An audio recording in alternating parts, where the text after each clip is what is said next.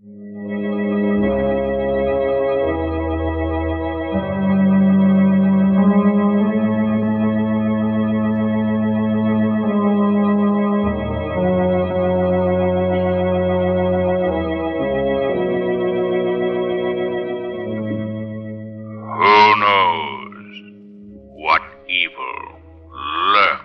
the hearts of men. The shadow knows.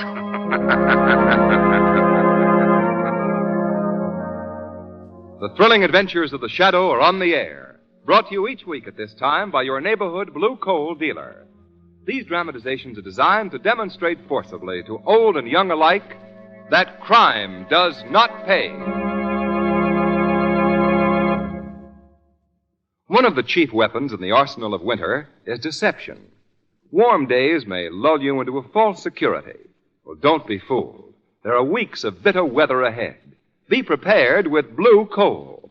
This excellent home fuel always does a grand job, and especially during changeable weather, because it burns evenly and slowly, keeps every room at a cozy, comfortable temperature, regardless of the weather outside.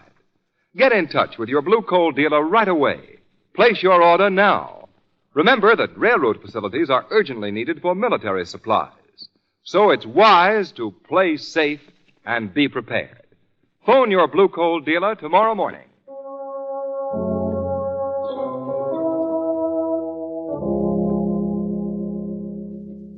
The Shadow, mysterious character who aids the forces of law and order, is in reality Lamont Cranston, wealthy young man about town. Several years ago in the Orient, Cranston learned a strange and mysterious secret. The secret of hypnotic power to cloud men's minds so that they cannot see him. Cranston's friend and companion, the lovely Margot Lane, is the only person who knows to whom the voice of the invisible Shadow belongs. Today's drama, Death Speaks Twice.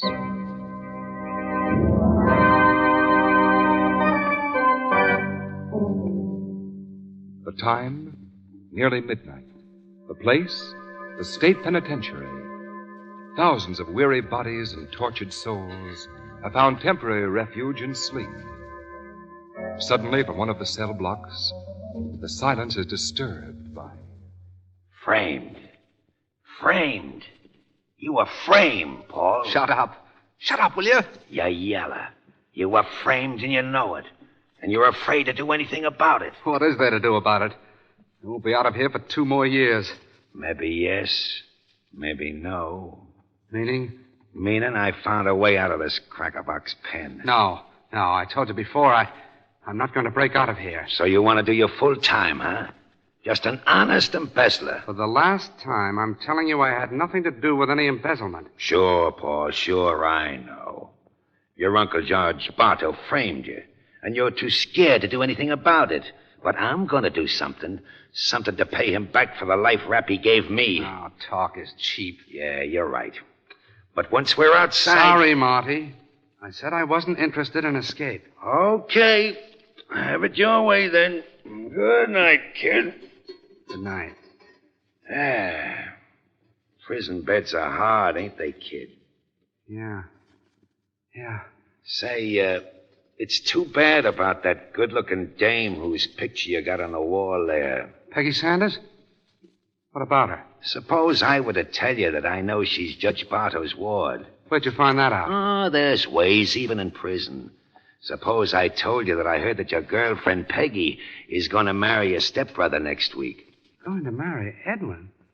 Oh, no. Well, she wouldn't. She loves me. Maybe your uncle, the good judge, used some pressure. Maybe he's forcing her to marry Edwin. It shouldn't be too hard now to talk her out of marrying a jailbird. Shut up, Marty. Shut up. Okay. So I'm talking too much, eh? Good night, kid. You know, you're a fool to try to make that prison break, Marty. Strictly. Yeah. You think you can make it? I told you it was a cinch. All right. I'm going with you, Marty. There's something I've got to attend to outside.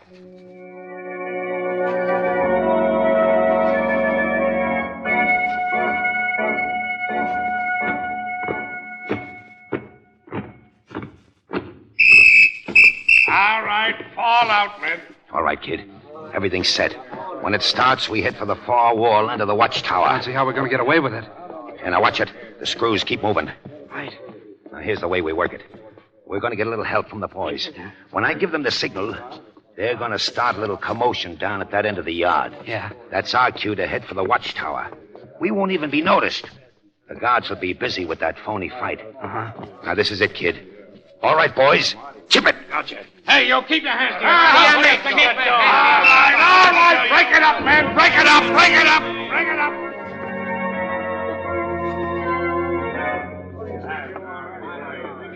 Not too fast, kid.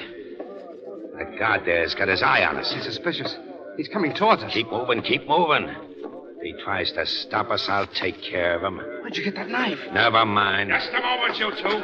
Oh, anything on your mind, guard? You heard the whistle. Now get back to the exercise field and line up. Sure. You've killed him. I'm a little out of practice, but judging by my past experience, I think I've done just that. Murder. Sure. Come on, kid, let's get moving.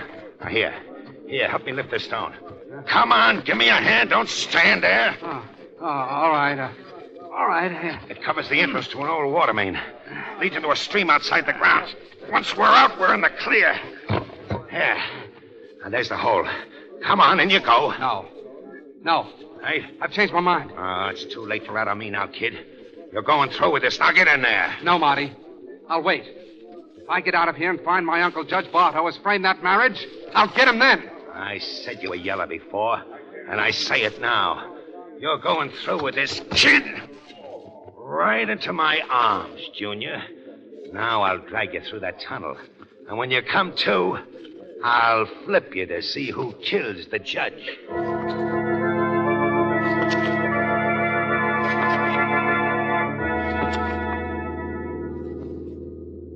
The two convicts who today escaped from the state prison through an abandoned water main after having killed a guard have not yet been apprehended. The men are Lifer Monty Legault and his cellmate, Paul Bartow, who, ironically enough, is a nephew of Judge Bartow, who sentenced them both to prison. Nothing new Both on the radio. men were Switch wearing it off, convict... Margot. And there it is, Margot. That's the reason for the urgent phone call from Edwin to come to Cliff House. Why, on account of the prison break? Uh-huh. They fear that Paul has broken out to avenge himself on his uncle, Judge Bartow. I'm inclined to believe that all three secretly fear that they're in for danger. All three, Lamont. Judge Bartow, his ward Peggy Sanders, and Paul's stepbrother Edwin. You know, Margot, this whole business puzzles me. I knew Paul Bartow before he was sent to prison. He's not a killer. Not the criminal type at all. Well, Lamont, wasn't there some talk at the time of his trial that his uncle deliberately sent him up to prison to get him out of the way? Mm-hmm. But even so, I still can't believe Paul would do anything to his uncle. Well, from the little bit I've seen of dear old uncle, I figured him to be rather an unpleasant person. Well, perhaps a better word would be hasty, Margot. You see, 5 years ago, his verdict against Paul on the embezzlement charge was, I don't know, somebody right up ahead signaling with a flashlight for us to stop. Well, do you think we'd better, Lamont, at this time of night? Oh, don't worry, Margot. That you, Lamont? Yes? Oh, hello, Edwin. Edwin, Paul's stepbrother? Right. Good to see you, Lamont. Hello, Margot. Hello, Edwin. Lamont, Paul is up at the house now. Oh, I see. Is your uncle in the house, too? Yes, Uncle John is there with Peggy. Well, how is Peggy? I haven't seen her lately. She's fine, Margot. Lamont, things are very serious. Paul has accused Uncle John of trying to force Peggy to marry me. Of course, that's ridiculous. Well, knowing your uncle as I do... Well, Lamont, you know me, too. Think I'm the kind of a man who'd double-cross someone I like as much as I do Paul? Believe me, Peggy loves me now. Even if Paul never had been sent to prison, she'd still love me. I see. But Paul doesn't understand that. Well, if that's true, it shouldn't be hard to make him understand it. Margot, 4.5 years of prison can do a great deal to warp a man. Well, just what did you want me to come here for, Edwin? Well, I thought that you could reason with him, Lamont. You could persuade him to go back to prison and finish his term. That's a big order. You can do it, Lamont. He knows you and he respects you. Well, I'll see what I can do, but meanwhile, Edwin, what about Monty Legault? Who? Paul's cellmate who made the break with him. Oh, I don't know anything about that. As a matter of fact, Lamont, I haven't spoken directly to Paul. I've just heard him talking to Uncle John in the library. Well, let's get up to the house, Edwin. See what we can do about this problem of yours.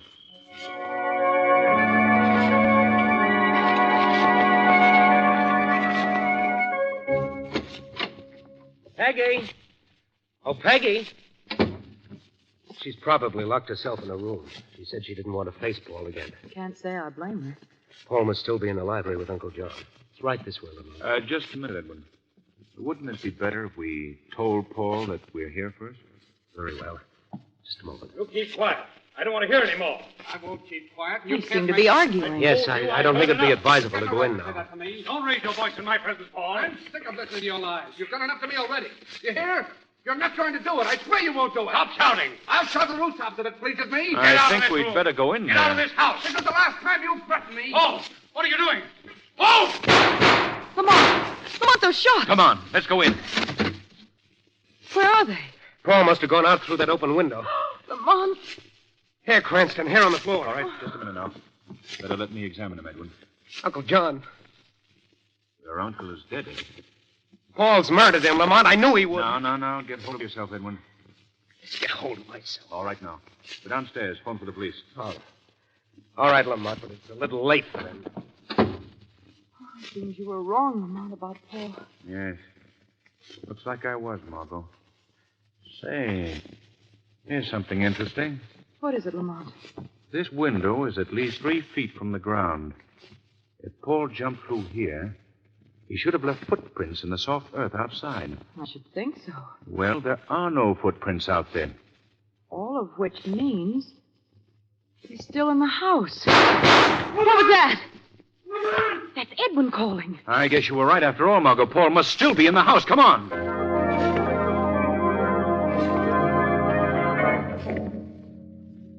Thought you'd never find me way down here in the cellar. You all right, Edwin? Yes, I'm all right now. Well, what happened, Edwin? Paul tried to kill me. As I was calling the police, I heard a sound down here in the cellar, and I came down to investigate. Paul fired at me. Well, where is he now? I don't know. He could have escaped by that open window there. Well, Edwin, I'm convinced now that your stepbrother, Paul... Oh! Down, both of you. He's still here. Lamont, you've been shot. I'm all right, Margot. I'm all right. Lamont! Lamont! He's dead. Paul's killed him.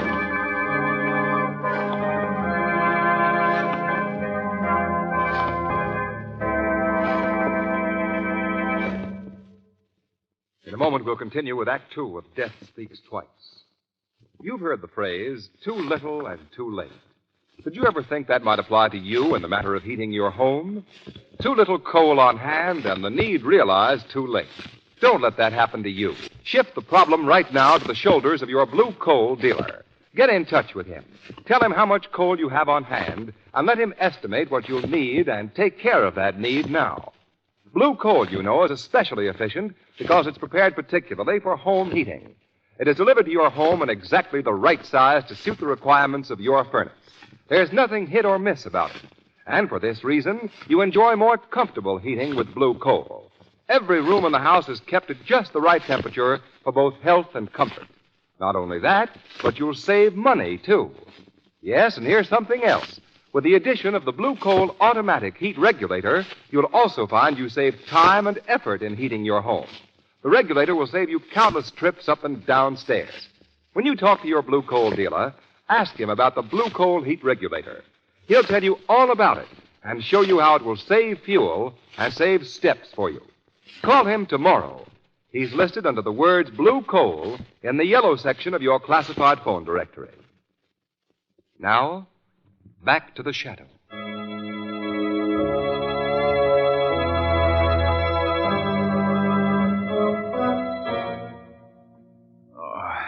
Now just lie still, Lamont. Where's Edwin? Is he all right? Yes, he's gone to get the doctor. And Paul? He's escaped. How did I get up here? Edwin carried you up here to Peggy's room. Oh. What's that? Sounds like it's coming from that closet. I'll see. No, don't try to get up, Lamont. I'm all right, Margot. Lamont, please. Oh. It's Peggy. Here, quick, Margot. Untie her. Take that gag out of her mouth. All right. Wait a minute. Let's see if I can get this untied. There. Oh, Lamont, Margot. Oh, thank heavens. Lamont, she's going to faint. Here, Peggy, may I? No. I'm all right now. You, Lamont, you've been shot. Oh, it's nothing, Peggy. Just a flesh wound. How did it happen? Paul fired at him. Oh, no. Yes, Peggy, I think he did. I was afraid. Oh, Peggy, you better sit down. Thank you. Yeah, no. How do you feel? Well enough to tell us what happened? I don't remember much. I was downstairs. There was a knock at the door. When I opened it, Paul was standing there. And another man. An ugly, terrible-looking man. Did Paul call this man's name? I don't remember. Marty LaGorte? I don't think he called him by name, Margot. Paul asked where Uncle was. He was acting so strangely. He hardly recognized me. I was afraid to tell him, but he hurried Uncle in the library and forced his way in. Did this other man go with him? No, he didn't. He clamped his hand over my mouth and started choking me. I guess I must have fainted because that's all I remember until you found me in the closet. Well, Peggy, did you know that your uncle was murdered? No. No, that can't be. Who would want it? It wasn't Paul. No. No, it couldn't have been Paul. You hear me?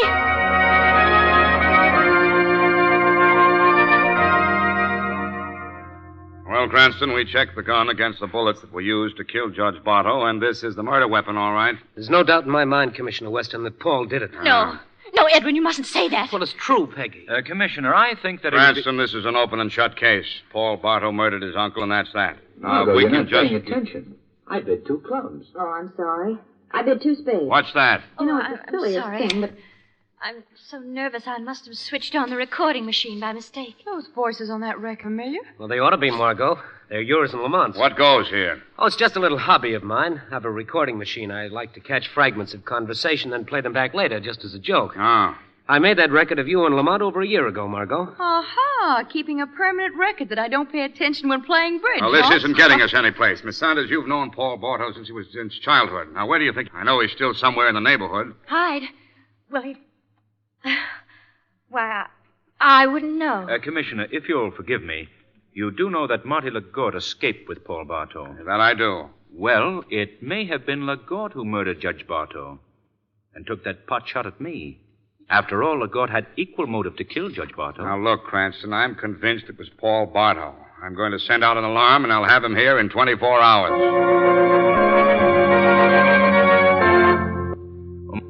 Margot, keep watch at that window, will you, please? I'm sure that Peggy Sanders will try to leave this house tonight. I'm going to follow her. She knows where Paul would be hiding. So that's why she acted so strangely when Commissioner Weston questioned her this afternoon. It was obvious that she was covering up. Well, then you think that she's still in love with Paul. I'm sure of it. In spite of what Edwin says, she's... Wait a minute. Lamont, you're right. Peggy's just slipped out the side, and she's taking the path that leads down to the ocean. I'm going to follow her. Oh, no, you're not. The doctor said you're not to leave this room. But I've got to follow her, Margot. Suppose I follow her, Lamont. Oh, it's too dangerous for you. If I were afraid of danger, I wouldn't pal around with you. I'm going after Now, her. Margot, you're... And you're staying right where you are.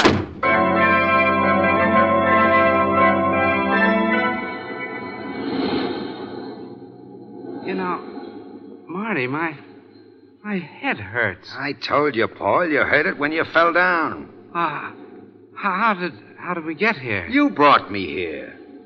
Funny, I don't remember anything after we made that prison break. Funny, though, this place. It's a cave. This cave and this beach look very familiar. Yeah, they ought to. You grew up around here. Back up there in the cliff is your uncle's house. Oh. I remember now. Peggy and I used to play here when we were kids. Hey, now, look, we haven't eaten for 17 hours. I'm going to go and get us some grub. Oh, they'll spot you in a minute in those prison clothes. Not if I stay out of sight. I'll be back in an hour. Huh? Oh. My head hurts. Everything's so jumbled up. Paul? Huh? Paul! What was that? Oh, Paul. Oh, Peggy. Oh, my darling. I waited until that man left. Paul, you look ill. It's just my head. Marty said I fell. Did he bring you here? Yes. No, I brought him here. I don't remember. It's so hard to think. Oh, you've got to get away from here. They're going to arrest you for Uncle John's murder. Uncle John's murder? Yes. I don't remember. I wanted to. He was forcing one. Paul, Did you kill him? I don't know, Peggy. Maybe I did. Who's that? Who did you bring with you? Why, I didn't bring... Margot Lane, you followed me here. Peggy, forgive me for spying on you, but I want to help you. You can help me by not mentioning this to anyone. Well, what will you do? I'm going to help Paul get away from the police. Oh, running away won't help. He'll be caught eventually. She's right, Peg. It's useless. We can't stay in this cave forever. Margot, Judge Bartow tried to poison my mind, make me hate Paul, make me marry Edwin. But I can't. That's a sad story, Miss Sanders. Oh, Marty. Yeah, Paul, your old friend Marty. It was nice of you to invite company to our hideout cave while I was gone. Too bad you're not going to be around to enjoy it. What do you mean? I mean that I just called Commissioner Weston on the phone and made a deal with him. If I bring you in, they'll go easy on me when the case comes to trial. What? You're clever, aren't you, Marty? Sure I am. My story that I told the commissioner on the phone was that I tried to keep you from breaking jail. And when you did go, I went after you to bring you back. Simple enough? Just a little too simple, Marty LaGorte. Oh, so you got a gun. Why, you don't think that I'm going to be afraid Stop coming toward me, or I'll fire. A dame with a little pop gun? I warned you. Your little pop gun won't work, eh? That's too bad. Now I'm boss around here. I give the orders and my revolver works. What? Marty LaGorte. Hey, who said that? The shadow, Marty LaGorte. Don't look for me. The shadow cannot be seen. What do you want of me, Shadow? I want to commend the leopard who changed his spots. So you're working for the police, eh, Marty? Sure. Sure, that's right. Good for you. Shadow, you don't understand. I understand perfectly, Miss Lane. Come, Marty. We're all going back to Cliff House where Commissioner Weston and Edwin Bartow are waiting for you. Hey, now, wait a minute, Don't you understand, Marty? Bring your prisoner back to the police and receive the reward for your efforts. Oh, yeah. Yeah, Shadow. After all, I am working for the police. But, Shadow... This should be interesting, Miss Lane, and quite surprising.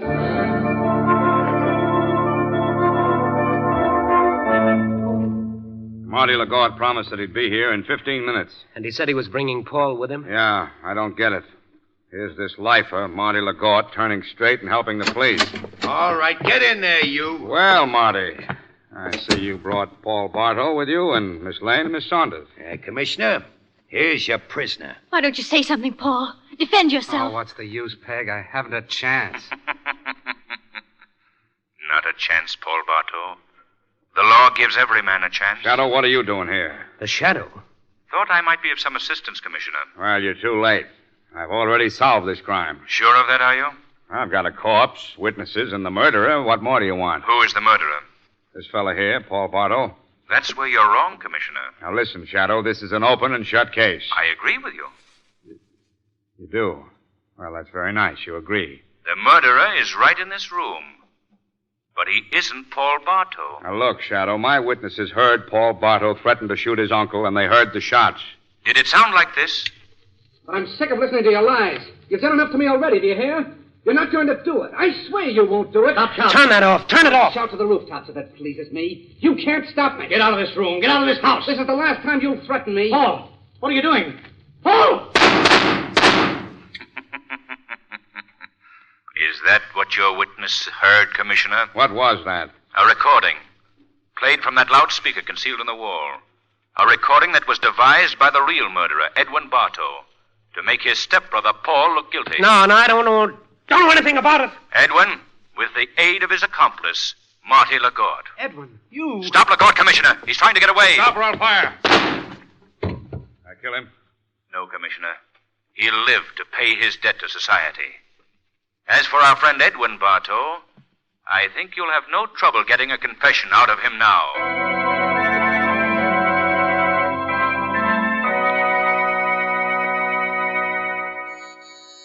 Coming. Oh, Lamont, come in. Thank you. Well? Good news, Margot. Edwin Bartow confessed to everything, even the embezzlement. Marty LaGorte confessed to killing the prison guard and attempting to kill me in the cellar that night. Paul will be a free man any day now. And Peggy was at police headquarters this morning. I don't believe I've ever seen anyone as happy as she is. Oh, I'm so glad, Lamont. Well, I guess I'll be running along now. You see, Wait a minute, Lamont. What? You promised to tell me all about the case as soon as it was cleared up. But you know the whole thing, Margot. Edwin had killed Judge Bartow before we even got there that night. The quarrel we heard was a recording that Edwin had made a long time ago of a dispute between his uncle and Paul. He played it for us to make us witnesses against his stepbrother. And Paul wasn't even in the house at the time? No, poor chap. The crack that Marty LeGort had given him over the head when they broke prison had given him temporary loss of memory. He was in the cave unconscious while Edwin and Marty LeGort carefully built up a case of murder against him. Well, what did Marty LeGort hope to gain by helping Edwin? His parole for catching a so-called murderer. Edwin had talked him into persuading Paul to escape. You see, they needed their framed murderer close to the scene of the crime to definitely pin the crime on him. Came close to succeeding, Lamont. Yes, Margot, much too close. But you know, there's an old saying that murder will out. No matter how cunningly planned or brilliantly executed, murder has a way of pointing to the guilty one and demanding payment.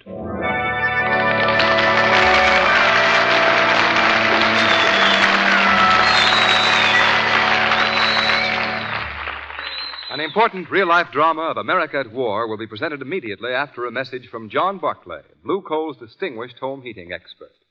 Mr. Barclay. Thank you, Ken Roberts, and good afternoon, ladies and gentlemen.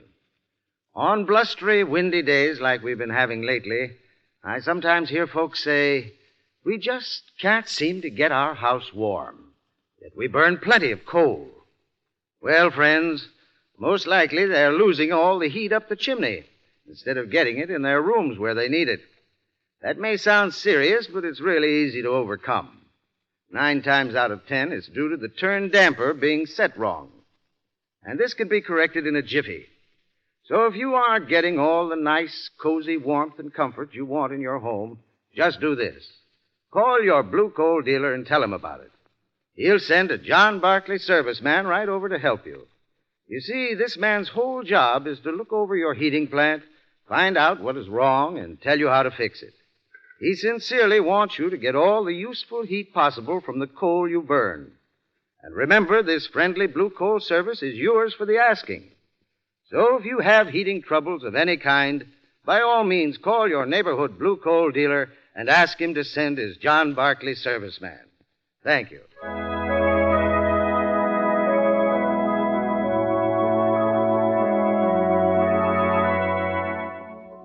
The Shadow program is based on a story copyrighted by Street and Smith Publications. The characters, names, places, and plot are fictitious. Any similarity to persons living or dead is purely coincidental. What are you doing to aid civilian defense? I'm an air raid warden. I'm helping the Red Cross. I'm an auxiliary firefighter. Every civilian, regardless of training, regardless of occupation, has a place waiting for him in civilian defense. Don't be a shirker. Don't expect your neighbors to do the whole job. Get in touch right away, today or tomorrow, with your local civilian defense headquarters. You'll find there is a place for you in America's all-out war effort.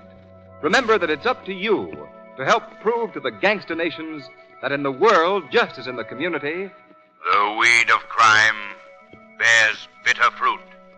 Crime does not pay. The Shadow knows. Next week, same time, same station, your friendly Blue Coal dealer brings you another strange and thrilling adventure in the Shadow's daring battle against the forces of evil. Be sure to listen. And be sure to phone your neighborhood Blue Coal dealer for greater heating comfort at less cost. Remember, keep the home fires burning with Blue Coal. This story was produced by the D.L.N.W. Coal Company, distributors of Blue Coal.